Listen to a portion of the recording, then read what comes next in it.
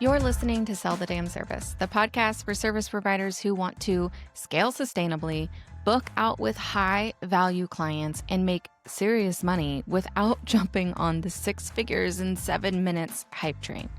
Most of the advice out there is built for one-to-many offers, low-price digital products, and hustle-heavy marketing. But if you want to stay in the service industry and still grow big, the truth is you're not being spoken to until now. I'm Emylee Williams, an award-winning business owner who sold millions in the online space through both services and digital products. And after all of that, here's what I know for sure. Services are still the fastest, most sustainable path to consistent revenue. So if you're ready for yapping, hot takes, and straight up conversations about what it really takes to sell and scale your services, you're in the right place.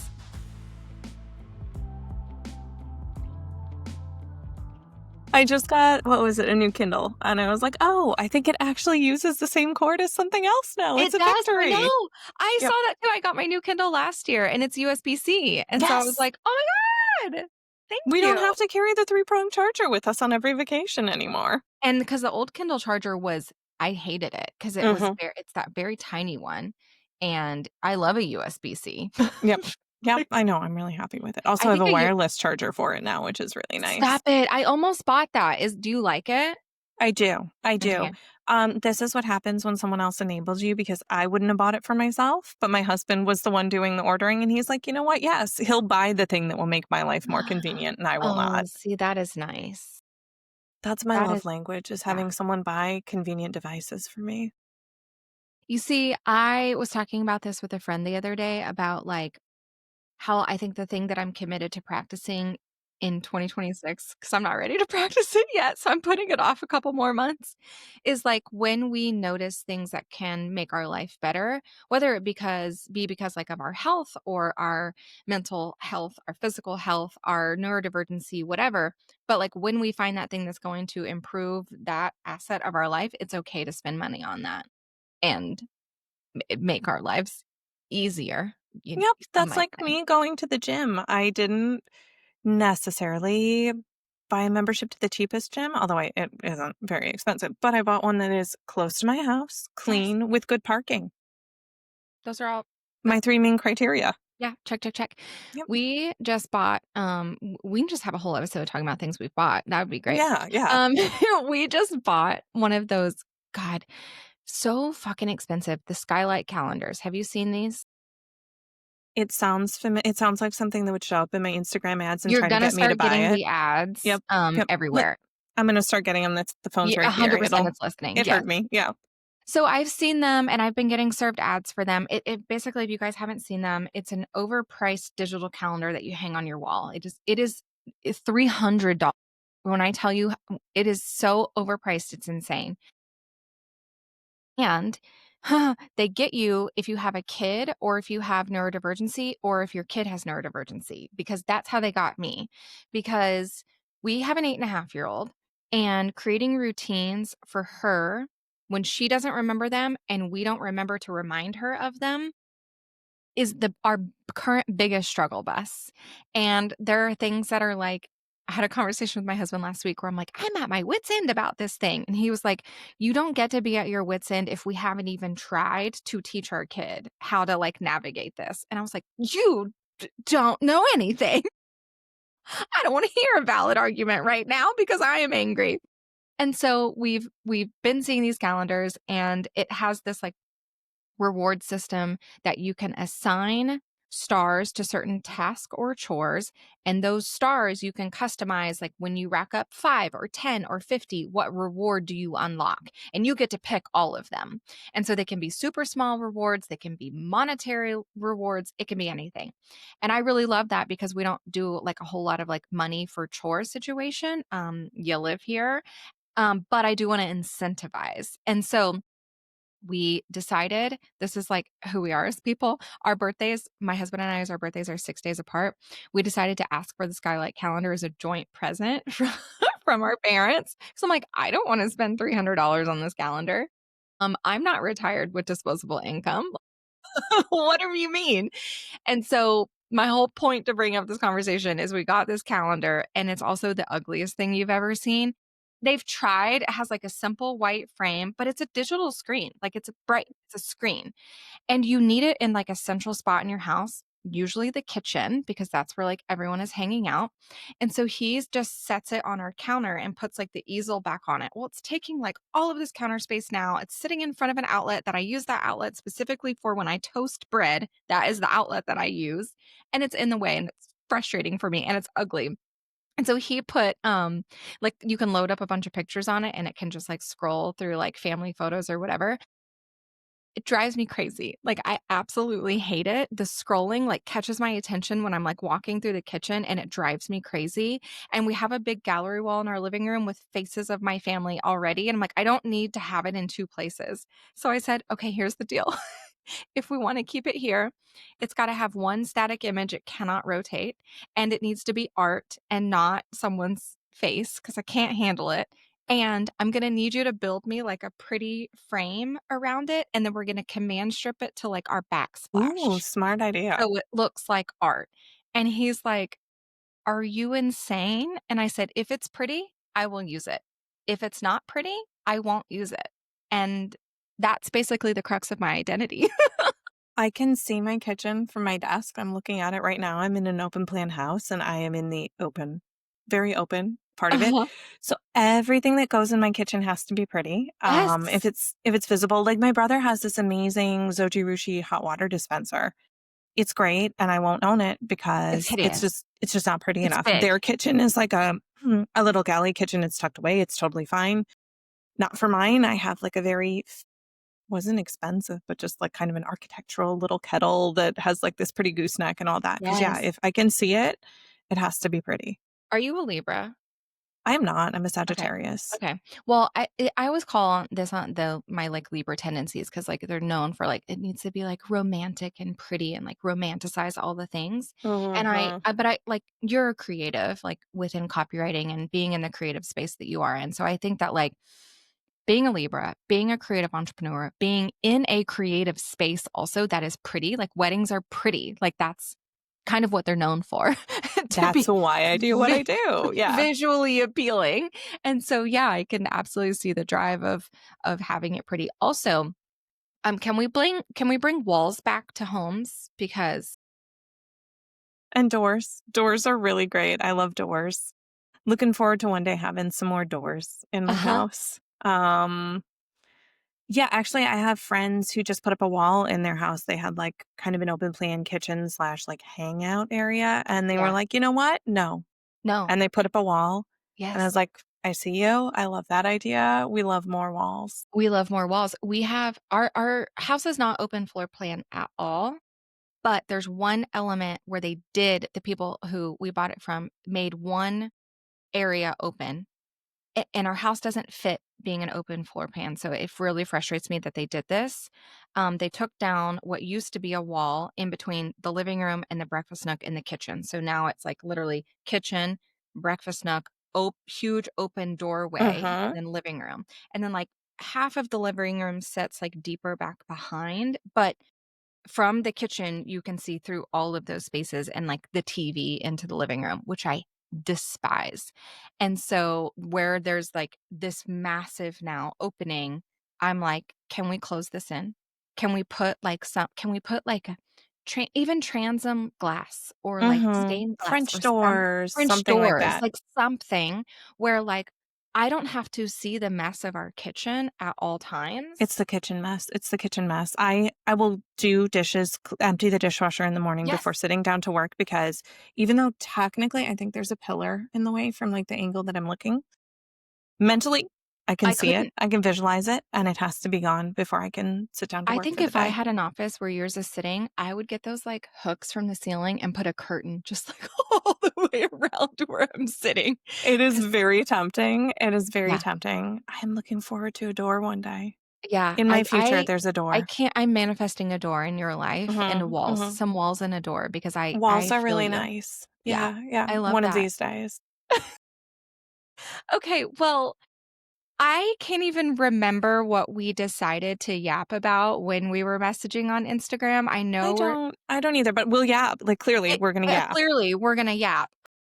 Okay, give me the little bit of the lay of the land so I can get my bearings. You're in copywriting, you copyright for wedding professionals only. How long have you been in this business, and has this been your only business?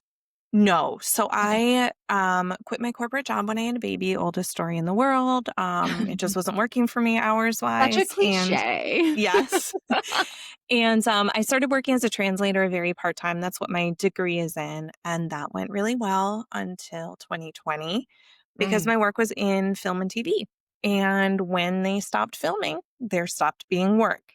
So the good news is that if you do one kind of work with words, you can quickly learn another kind. And so that's what I did. I pivoted to copywriting, and then it's been kind of a gradual narrowing down of yes, I do websites. Yes, I work largely with event professionals and the people who support them, the B2B people who work with them. And I like working with people who do stuff offline, if that makes yeah. sense. Like, I Yeah, love that yeah, they're yeah. creating experiences offline, that it's about hospitality, that they do artistic work, Yes. and frankly, that I get to leave my house and go to events with them and see what they do. I And think there's that's good so food cool. and good music, and it's beautiful, and I'm happy. I think you did it right. Like, I'm sitting here thinking, like, so I started my business as a photographer, and I shot one wedding as a photographer and was like, "No, this is not for me. I'm meant to be a guest at a wedding and not a photographer at a wedding." Same, But 100%. you kind of did it right where you still get to be in that world and in that creative space, but not, like, the pressure of day of. Oh I my think, god, I could like, never. I could never. I'm too type no, B. I could never. I look at, like, what planners I'm writing for a planner I client would this have an month. aneurysm. I would not make it through a week as her intern. She could be No, like, "Please do this simple task," and I'd be like, "No. No, I'll absolutely mess it not. up." Yeah, No. No. I am the person you invite to your wedding, and this has literally been communicated to me that I mean, I was her friend too, like, she invited me because we actually know each other, but she was like she got married in California, I live in Kansas City, so it was already a big, like, travel for us, we were just using it as, like, a mini vacation, and then I wanted to go to her wedding, and she was like, "Oh my gosh, I'm so glad you came because I invited you especially." She was like, "I really didn't think you would come because 'cause you're coming from Kansas City." But I knew that you would be the person to start the dance party at the reception, and we need that kind of energy because of, like, the crowd that was gonna be there, and I'm like, "Oh, girl." And so my profile picture right now on Instagram, it's me, like, dancing, and I'm holding a coffee cup because that's also what I do. I carry a coffee cup everywhere I go in my life, in the car, the grocery store, on the dance floor. I don't care where I am, I'm gonna have a coffee cup in my hand, and it's either gonna have coffee in it or it's gonna have red wine in it. You're never gonna okay. know. That no, Never that's gonna I know. have one I know exactly the cup you're talking about Yep. too, Mhm. and Yep, yeah, yep. yep. And so I have it and I'm dancing, like, arm up in the air, coffee cup, and that is my profile picture because it is just like I have now a gallery compilation of every single because the photographers also love me at the Mhm. wedding because I'm dancing and I'm, like, encouraging people to dance, and it just, like, gets everyone going. And so I have a professional photo of me just tearing it up at the dance floor from, like, 10 weddings that I, like, put together in this gallery. And I'm That's like, amazing. "You're welcome." I am going to a wedding next spring. It's the first one in our family since before COVID, and now I want a professional picture of me tearing it up on the I dance floor, need so I'm you gonna have to. to go earn that. I Like, I'm need gonna have you to go do this. Yeah. you have to start the Yeah. dance party, Yeah. and you have to stay, and you have to, like, try to get people to come out, but also, like, in a kind way. Like, I'm not the bully like, if you don't wanna dance, you don't wanna dance.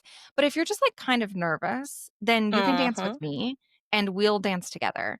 And my husband also dances, and so it gets 2 people out on the dance floor, and Nice.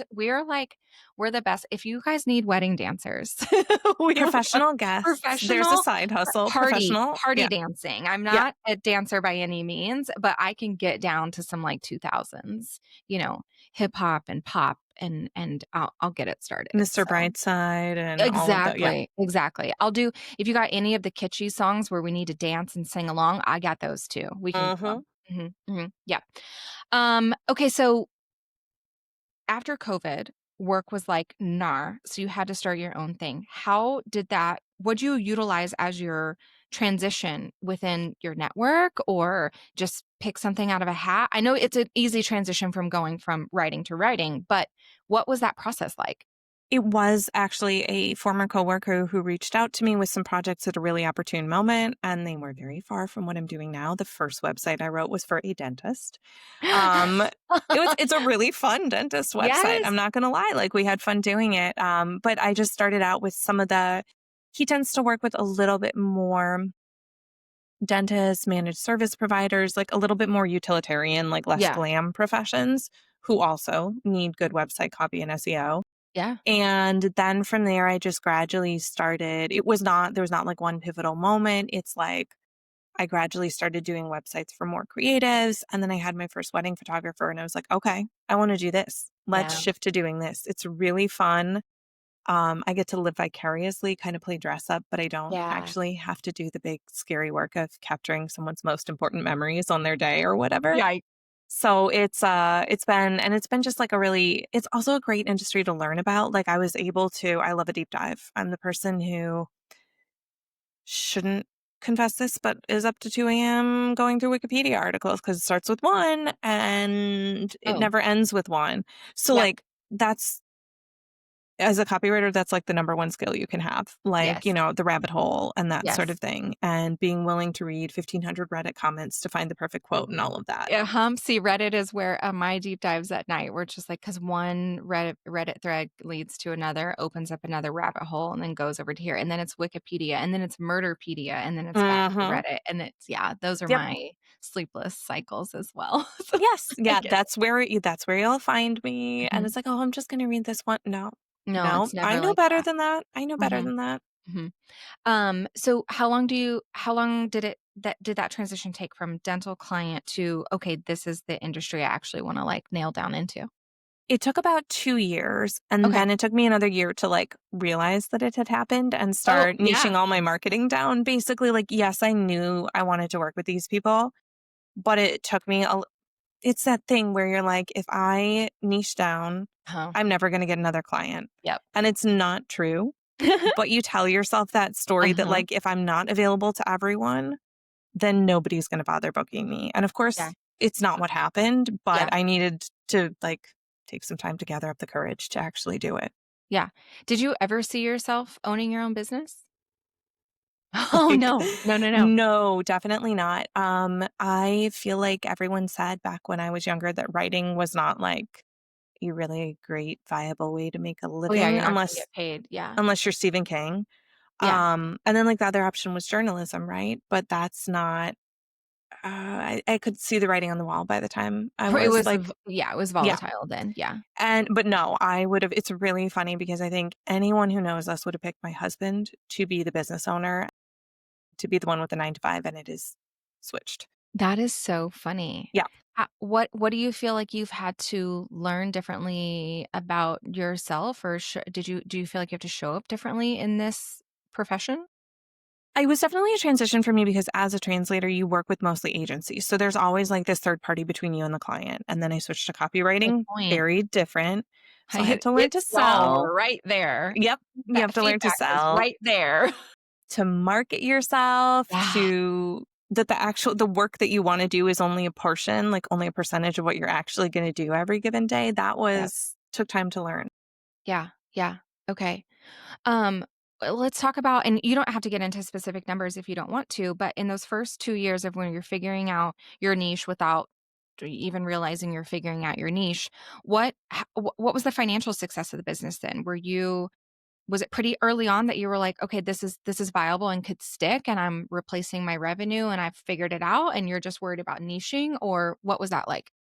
Yeah, I mean, it was a little bit of a it wasn't quite as straightforward a journey because I was very part-time in the beginning after I had my daughter, and so, like, I'd Sure. kind of been on a growing like, a good growth curve anyways, but, I mean, in 2020, the money was not there, Right. and, so it was a matter of some money or no money, and, that's a very, like, easy thing to do, so from there, I started realizing also that, the wedding professionals, that the people who are charging I what my clients charge have the money to invest in Yeah, copywriting services, yeah. and you have to see that it's there, but it took me a little time to figure out that it was there.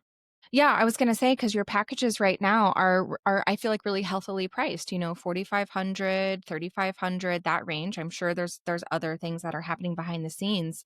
And that seems to be in my experience with service providers who want the size of businesses that we have, it seems to be a pretty good healthy range. Uh-huh. Maybe sometimes skirting up to some 6 and 7K projects if you're doing like really if they're coming to you for a website and a launch plan and, maybe Mhm. their LTV will get up to that, but, when you were first starting, did you do the whole hourly thing or just guessed a number or how'd you treat your pricing then?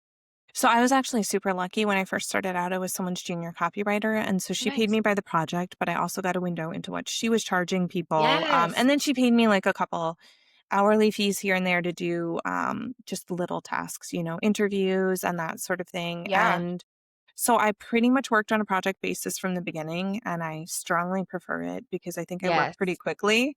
If I Yeah. if I have that like toggle timer going, I work really quickly, and then I'm like, why am Yeah. I doing this Mhm. hourly? No staring into space. Yeah. Yeah, so, I Staring into much your prefer kitchen. puttering around. Yeah, I much Uh-huh. prefer working on a project basis because Yeah. it's just, more conducive. I wanna also worry about the result, not about, the time and that sort of thing. And having worked in corporate, I've also seen people who are not prepared to get that bill for an hourly rate, and then that wasn't a discussion I wanna be having with Yeah. clients. It's super Yeah. stressful, and so I'd much rather just say, "This is what it costs. Let's split it up into a few payments if you want, and let's do Yep. the thing." Yep, yep. Okay, so going back to you said you were able to be a junior copywriter. Was that the, work referral? That's not the No, diff it was another one. I pretty much just threw spaghetti at the wall and applied for a job I saw in a Facebook group from someone whose own business had kind of skyrocketed in the great 2020, twenty twenty Yep, one course explosion yep, when everyone was learning online. Launches were a really big deal. So she yep. had more work than she could handle.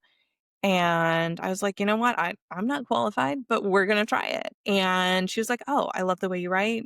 I can teach everything else. Let's do this." And Amazing. yeah, it was fantastic training. I was really fortunate to find her when I did and work with her for a year and a half. Yeah. Okay, that I love. So that it's similar to when I talk to service providers, there's a strategy when you're just starting to get clients or you're kind of just perfecting your craft is to either seek out a junior position of whatever niche that you're in, copywriter, photographer, designer, whatever.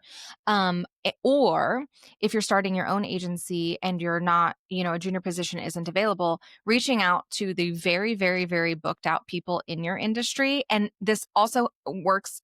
It worked out really well for you, but it also works even faster if you find someone in your like local community who you can like meet at a networking event and they're just Mhm. like super booked out.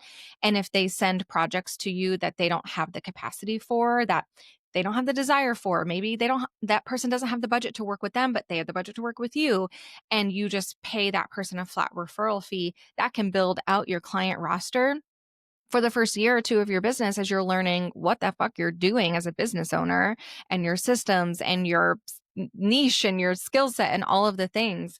I can imagine how quickly that like you're learning by like being in it, but not figuring out on your own. You're Mhm. doing it within someone else's ecosystem as well, which I think taught you a shit ton within those first couple of years. Absolutely. I saw her have to fire clients because they were no longer aligned. I saw how they handled timelines. Like, it was a crash course and it was fantastic. Yeah, yeah, yeah.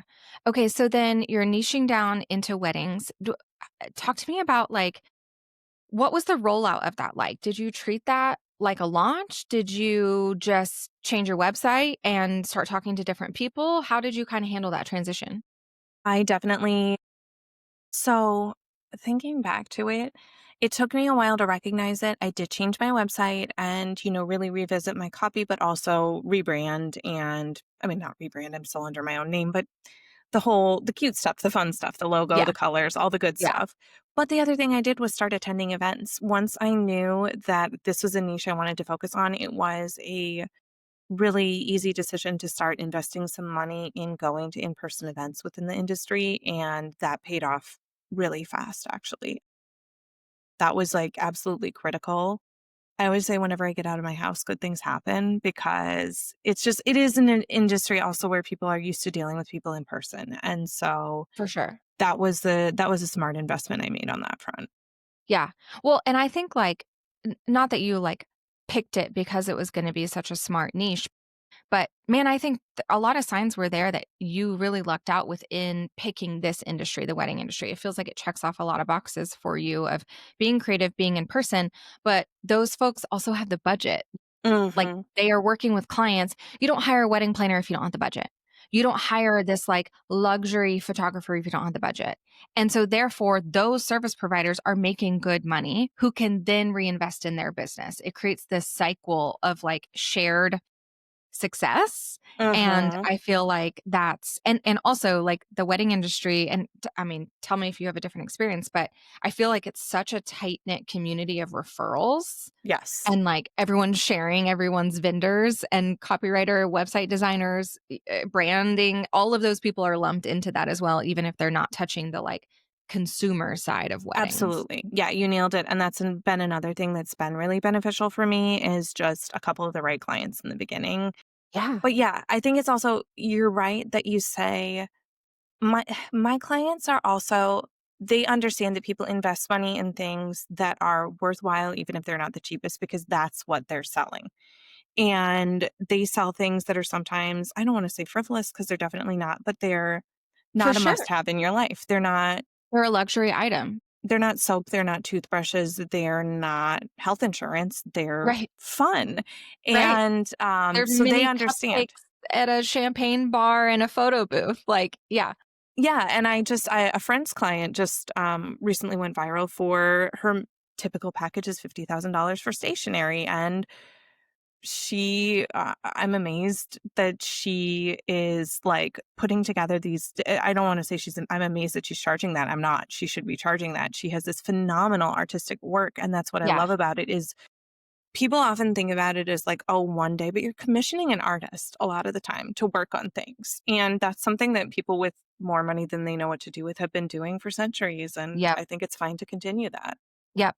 Well, and it is amazing, like, that like, the connotation of that, it's not, um she shouldn't be charging it. It is amazing that she's charging that and that there is a community for it and that there's a consumer base for it, and man, if y'all to me, I am not changing my industry or niche, but if I were just getting started, this would be something where I'd be like, "Okay, could my skill set be an asset in the wedding industry in and of itself? And Hmm. do I have enough of a connection?" Or there was someone else I was talking to, shoot, I can't remember.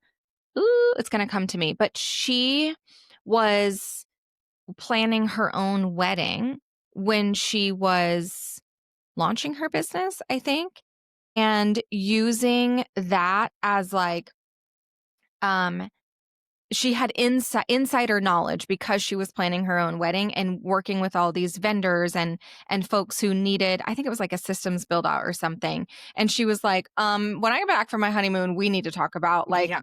the client experience because I can make this better for you or whatever." And so it's also one of those things where, like, if you're in the zone of getting married or being a part of someone's wedding and you're in it with the vendors, like, there could be some insider secrets that you start to see that you're like, "Hey, hire me." I even think back to my own experience planning my wedding. And yeah, I have a few things that I like still reflect on where I'm like, yeah, this is still advice that I would give to people, even though it was more than a decade ago and a lot of things have changed. Dude, Not everything has. That was like I was even before the mason jars era. I was like in the turquoise and brown being the like color palette, that era. And what yeah, so what year were you then? 2015? 2011. 20 Okay, I got married in 2012. Okay. So, yeah, it was, still oh, so I also got married in Oklahoma, and so I feel like we all the trends are, like, delayed a little bit, from living there, so there was definitely, like, lace and burlap and picture frames. Burlap was having a moment. It Burlap was was. having a moment, and I look back at some and luckily, like, our venue was stunning, and so it kinda didn't matter what we put in there, which is why I picked the place because I'm like, "I don't wanna have to make a banquet hall look pretty. I Mhm. want Or a the barn. venue to stand out," right? Or ballroom, right? if the venue's pretty, then I everything else can be super simple. And so luckily I had that going for me, but God, looking back at some of those things, I'm like, that was embarrassing. So I do feel like one thing that I'm always thinking is that like people come into weddings with this mindset that they want their choices to be timeless. And some of that then vendors want to, communicate that they can create a timeless wedding. And I'm like, but you can't. But you You can't. can't. I look back at my pictures and the makeup looks dated. The what other people are wearing looks dated. It's a Yep. moment in time, and Yep. that's okay. Like there's nothing wrong with it being a moment in time. Yes, you can go with something that's like a more classic, less trend driven approach, Right. but something you don't expect is still going to be the giveaway, whether it's how your Absolutely. eyebrows are done or any of that sort of stuff. 100%, 100%.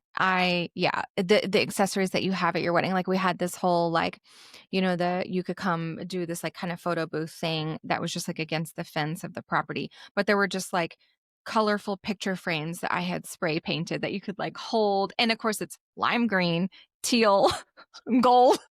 It's just the definition of that era, and I'm just like, "Oh, man." But I play that game all the time of thinking about, like, if I were getting married again, like, what would be the things that I would absolutely repeat? And that to me is a more fun way of looking back at that Uh-huh. time of like, "Oh, that's what I would do again." Because there's a lot of things I would do again, so Yeah, 100%. There's a lot of things I would do again and a few things I would do differently. And some of the things I would do differently are things that weren't common back then and are now. Like I didn't have a really long train or anything, but I got my dress bustle for dancing. Fine. But now I'm like, oh, I love that people are wearing a second dress to dance in yeah. because it's just so much easier and so Yes. much like, yeah, I wish Yeah. that had been a thing. But that was like a thing that back when I got married, maybe some celebrities did it, but it was like a really big deal. That was because I think that popped up in 2012 as well, and to me, that felt fancy and, Very like, fancy. extravagant, and so I did have a second dress that I changed into when we walked out, and it Uh-huh. was from, like, Charlotte Rouge, like, Yeah. you know? You weren't gonna find, like, a medium to high point, like, cute little white dress. You were gonna No. find either, like, couture or bebe, and there was no 100%. yeah. Yeah, exactly, exactly. Yeah, we had this, one of the things that I will tell anyone, if you're listening to this and getting married or planning a wedding, you can steal this idea because it was truly my most favorite memory. My husband and I have a really, really great relationship with our grandparents, and we have a ton of grandparents, and even though some have passed since then, we had a shit ton who were alive in 2012. And specifically, our grandmothers are known for like cooking and baking and like doing all these things. And they each have their own like unique recipe and their own dessert that they always bring, like, oh, grandma's chocolate pie or grandma's lemon bars or grandma's Italian cookies or whatever. And so instead of having a huge, because we were also broke, we were babies when we got married. So we bought like the smallest tier cake we could afford just for like the cutting pictures, Mhm. basically. And then we had our grandmothers make their own like specialty cake and we had a dessert bar instead. And so it was literally fudge and a cocoa apple cake and lemon bars and Italian cookies and just such a variety. And it was one of the most special things. And my bonus mom sourced like a whole bunch of like vintage plates from like the flea market and made these like cake stand. It was just so beautiful. And it's one of my favorite. And then of course there's the burlap banner behind. That's like marking the time. That's so funny. Yeah, I'm trying I mean, if I feel like the thing that we did that I would do over again is we put a good portion of the budget towards food, and Yes. it was really good, and everyone said really nice things about it, which, is not always the case, Right. and I mean, I'm a big believer when it comes to weddings, and the first 2 things that will get your wedding remembered is if the food is really bad, like, Yep. really bad, Yep. or if there's not enough. If there's not enough food, like, especially in my husband's family, my husband comes from an Indian family, if there was not enough food at a wedding, like, That's a big problem. it's gonna be talked about for years. Yeah. Yeah. So yeah, that was the thing that was worth it to me was like the food was really good, the cocktails were really good, Yeah. and Yeah. everything else was kinda icing on the cake. Yeah, we made ours like a party. I want this to be a party, and it was that, and it was very fun, and a lot of people, like, talk about how fun the wedding was, which was really exciting. We had I think my biggest regret, even truly aside from, like, some of the cringy decor or color scheme or whatever, since we were broke, we did get a little bit of help paying for the wedding, which was so great and so kind, and I love that, I'm so appreciative. We no one could afford, adding on a videographer. So we had a Uh-uh. photographer, but we did not have a videographer. And I, to this day, like, I could probably cry thinking about, like, I just don't have that. And I would love to have that. I would love to show my kid that when she started growing up and she would obviously see our wedding pictures, like, hung up places.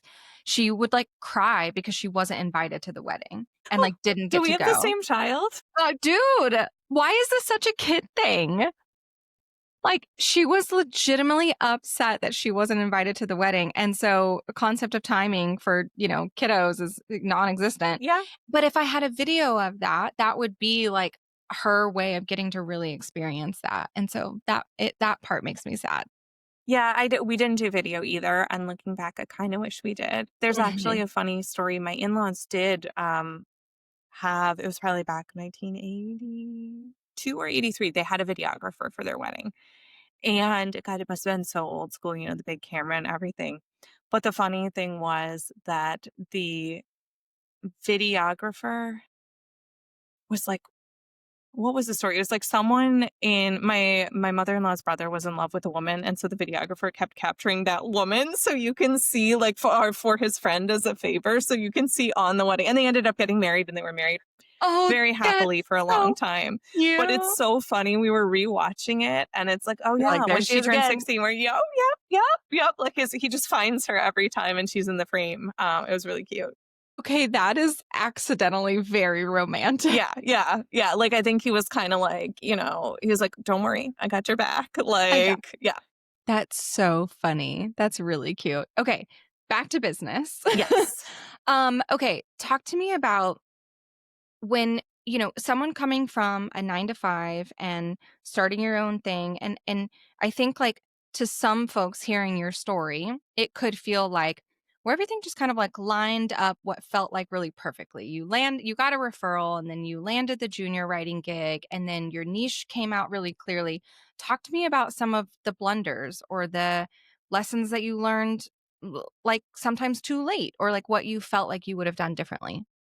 Oh my I mean, 2025 has felt like hitting a brick wall, like, it's Oh, just why? in the wedding industry, it has been a complicated year. Anytime there's economic uncertainty, we were talking earlier about people it's all discretionary spending. At the end of the day, like, if you need to get married, you can go get married at the courthouse for whatever that paperwork costs. Yep, Everything else is is fun. extra. Mhm. It's extra and it's fun. So when the economy is uncertain, when we've got these tariffs going on, when we've got all of this stuff, people just kind of step back from spending a little bit. And so my clients have felt it and I've felt it. So that's been one thing. The other thing I would say, and this is way more broadly applicable, is I was really lucky enough to get a lot of white label work for a couple years and it was Nice. wonderful. Yeah. But I may have let my own marketing slide a little bit. And then all of a sudden circumstances Yeah, change and it's been a year of building back up for me, interesting. Yeah, because some things just changed in some of the businesses I worked with, and it's the classic own your own business lesson. Do not put too many eggs in one basket, and we all know it, and we still all do it from time to yep. time because it's easy. It's easy. It's You have a easy. ton of work coming in from one source, Yep, and you just sit there yep, and you do the work and you cruise, and then all of a sudden it happens to my clients. You get referrals consistently from one wedding planner, and then one day she says, "Great, I'm closing up shop, I'm retiring," and all of a whoop, sudden 30% of your weddings yep. are just MIA, and so it happens literally in every business. Truly, truly, I've been walking through a business friend of mine through this in the past year or so, where I call them whale clients, because typically in my realm, it's in the consulting and strategy world, you have a client who just spends money with you and just keeps you on retainer and retainer and retainer until they don't. Mhm. And when we look at your, kind of profit pie of how your services are breaking up your total revenue, if you have any one source, but this is a great reminder to not just look at a client source, but a referral source or a traffic source or whatever it might be. If that source is more than 40%, 50% of your revenue, what are you going to do if it goes away? What is your game plan? And do you have a runway to help protect yourself for when it inevitably is going to shift? Because even if it doesn't go away entirely, what if it dips from 40% to 10%? Like that's still a big impact. And so I like to look at those for every whale referral or client that I have.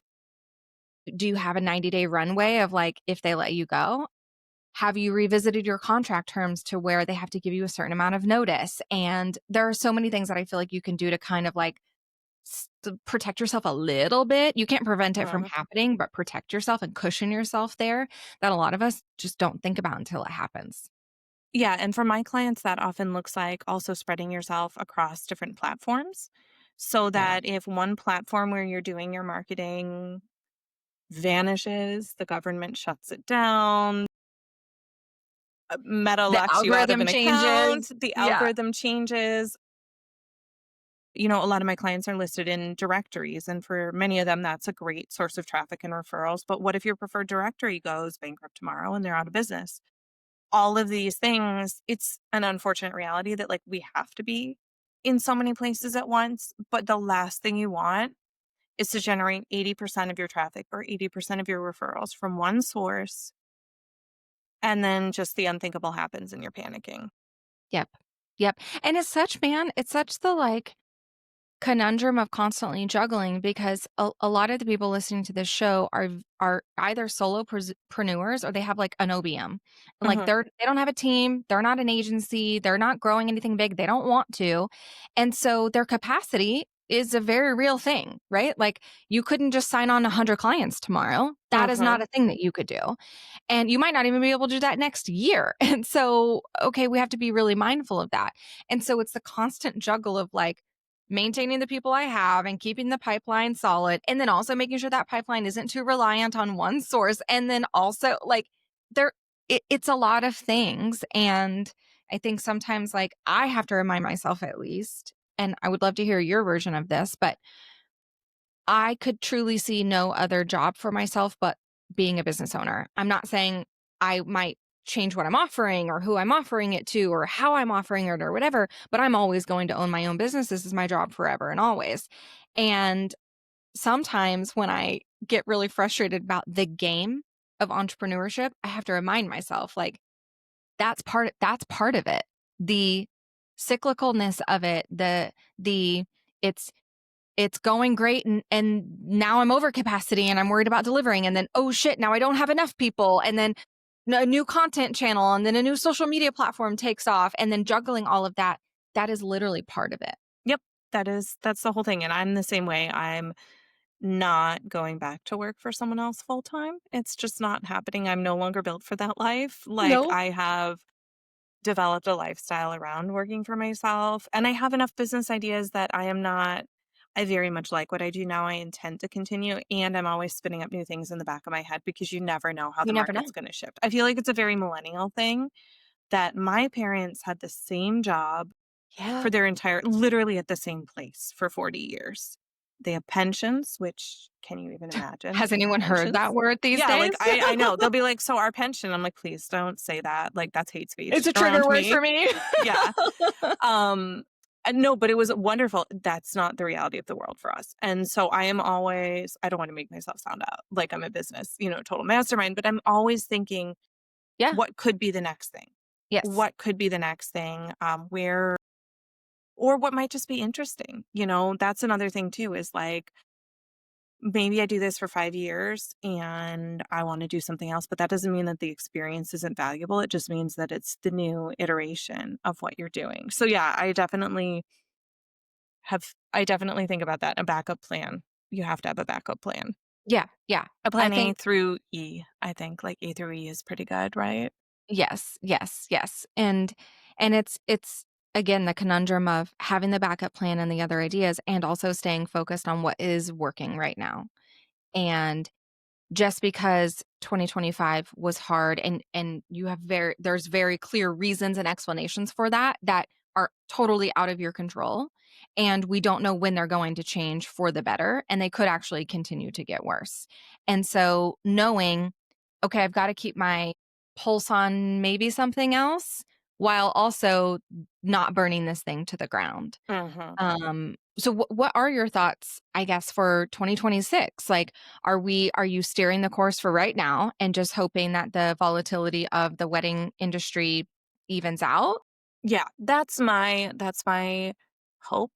I can't guarantee anything at this point in time, but Right. that's my hope, and I think it has been an industry that's since COVID had a lot of ups and downs, and what I have noticed and what everyone's told me is that no 2 years have been alike since 2020, and so if this year wasn't great, and maybe it's just a mindset thing, but, For next sure. year is gonna be different. Yeah. I do think it's also the other thing I've found myself doing is more research and more insight into how people are thinking and buying because it seems to shift a lot from year to year, and if I can tell that to my clients, Yeah. it's also really important for them to know, like, one of the complaints that comes up a lot is, "I'm either being asked to do December 2027 or I'm being asked to do December 2025. Meanwhile, my calendar for 2026 is wide open." And Yeah. it's like, yeah, that seems to be the way it is right now. And we just kind of have to roll with those particular punches.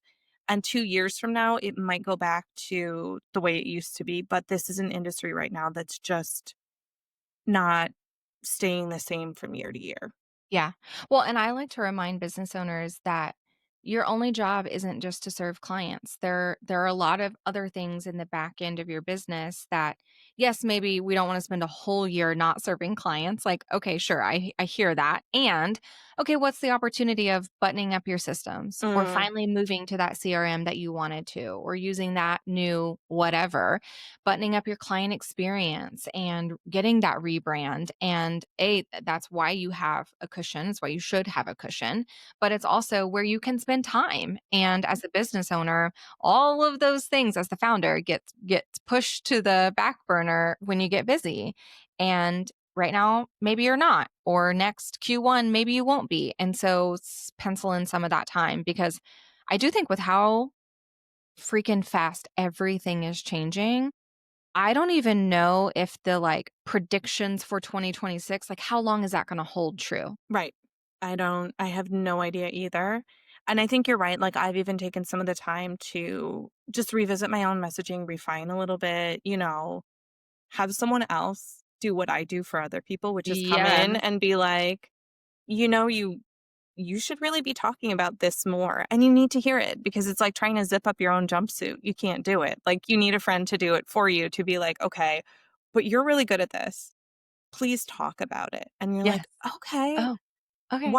why can't I see that when it's literally my job to do that for a living?" So I've been doing that and kind of revisiting some of those aspects of my business while I have the time. And I'm super fortunate to have a partner with a steady 9 to 5 job. So that makes it easier. I mean, I don't know about people who own their own business and don't have a partner with health insurance. Like, next year is going to be rough. And that's one thing I do see for 2026 is a lot of people are going to have to do some more calculus.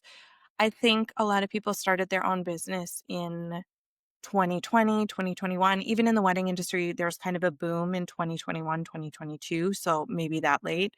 And I think people are gradually going back to work when they can find jobs. That's one thing I'm seeing is a lot of people are going back to work, whether it's, 20 hours a week and then maintaining their business or 40 Right. hours a week. And I Yeah. think that's something when the jobs are there, people are taking them. Yeah. Well, and what's funny too is that if we look at the timeline, like, we're complaining about the volatility of what's going on right now and how it's gonna impact the future, and you started your business in an industry that was heavily impacted in 2020. I Mhm. mean, for you will never know what that industry was like pre-2020, because I don't know if it will ever be like that again. Mhm. And so, and you have found success. And so I think that that's some perspective of, like, you came into a niche in an industry post a global pandemic that was drastically impacted and found great success. And so, yeah, maybe there are some people who are going to come into this also volatile industry in an economic turmoil time and find their own unique success. I don't think we can ever, you never really know because it's never goes down to one thing. And so it's where's your grit and where's your tenacity and what's your connection like and what's your skill set like and what's your niche and all of the things. There's so many factors into play here that don't take just like the couple of things that we're maybe a little gloomy about. And Yeah, absolutely, absolutely, and you just got I mean, like I said, you have to be prepared for things to change. I feel like there was a time probably when I was in college when I thought I could go out and get a degree and have a job and keep it, and for many reasons, that's not for me, but that's also not gonna happen. Even if I did go out and get a full-time job that was a relatively good fit for me, there's no part of me that thinks that I'd retire with that name still on my paycheck.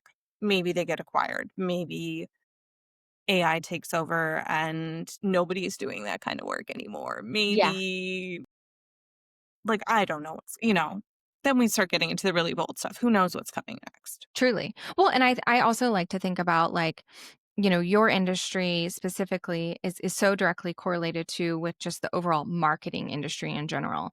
And the marketing industry is like the biggest impacted department of any big corporation, any big agency, any business whatsoever.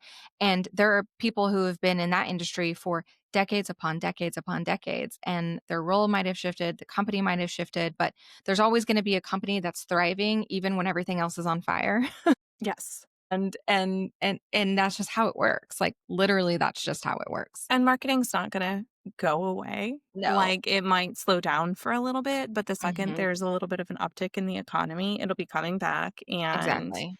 yeah, you can't and yeah, I mean, even companies that are hesitant to invest money now, don't make the same mistake I did, right? Like, don't coast for too long and then realize that you're not top of mind anymore because, you what was working for you 3 years ago and what's going to work for you this year and what's gonna work for you in 3 years, probably none of them are exactly the same.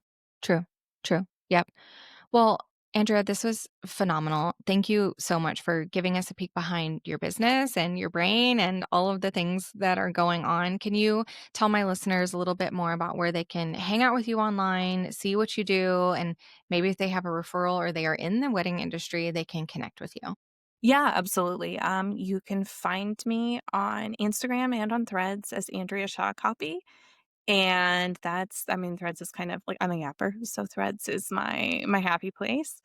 And then I also have, of course, my own website. It's andreashaw.com. And I do work with clients also one to one outside the wedding industry occasionally. I love doing something different every once in a while. It's Yeah. like a Keep it fresh fresh. yeah, Yeah. exactly. It's fresh and it's fun. So I do that as well. But yeah, come say hi in the DMs or whatever. I'm always, like I said, I'm a yapper. Send me a voice memo and we'll be besties. Or should be chatting. Yes. Yeah, Okay, exactly. perfect. Well, all of those links, guys, will be in the show notes as well, so you can head over there to check them out. Thank you so much for coming on. I had a blast yapping with you today. Likewise, it was great.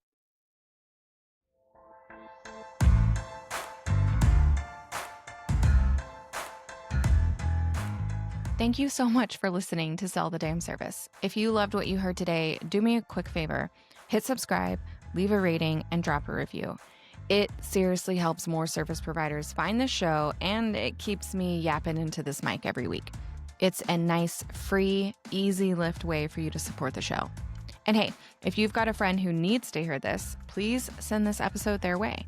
The more people selling their damn services with confidence, the better this whole industry gets. See you next time.